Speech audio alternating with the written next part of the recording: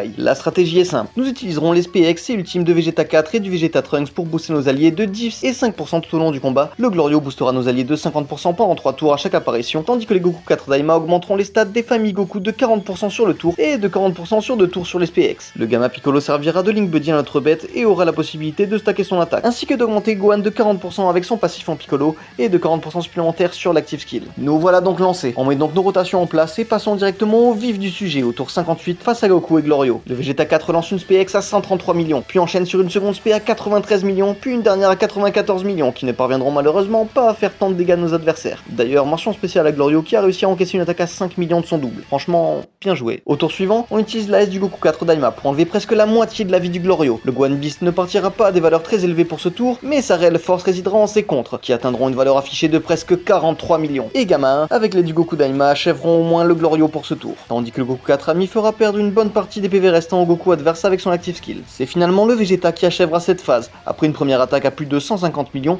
puis d'une seconde spéciale à 120. Et nous arrivons enfin au climax de ce combat. Il est donc temps d'utiliser notre second item Bulma pour augmenter notre attaque de 25% pour les 5 prochains tours, de la S du Piccolo infligeant de plutôt bons dégâts en plus d'augmenter de 40% les stats de nos héros DBS sur ce tour, en plus de son passif les augmentant de 20% supplémentaires sur 2 tours. Puis utiliser celui de notre Gohan Bestial, permettant déjà de faire perdre 3 barres de vie au boss. Et après un Takoyaki et 17 Kitek amassés, nous augmentons l'attaque de Gohan de 85% encore, et du support de Glorio dans la rotation nous augmentons de 50% en plus. Il est maintenant l'heure d'admirer le spectacle. Nous avons donc droit à un premier contre avant attaque s'élevant déjà à du 76 millions 5. Il réitérera 4 autres fois, menant notre adversaire à plus que 3 barres restantes. La bête partira ensuite à du 180 millions sur l'ultime, presque 120 sur son additionnel, mais c'est surtout après attaque que ça devient intéressant. Avec une contre-attaque s'élevant à 93 millions de valeur, il n'en suffira que de 2 pour mettre le Gogeta au tapis, ce qui nous donne un tour à plus de 2 milliards de dégâts infligés, dont un maximum de 372 millions sur un unique contre de Beast. Sans compter le coup critique nous faisant monter à ni plus ni moins de 697,5 millions de dégâts. Notre nouveau Gohan arrive donc en théorie à 573,75 millions de dégâts de contre-avance P, 448,5 millions sur ses spéciales et 1,395 millions en contre après attaque, pour une valeur totale sur ce tour de 2,417,250,000. C'est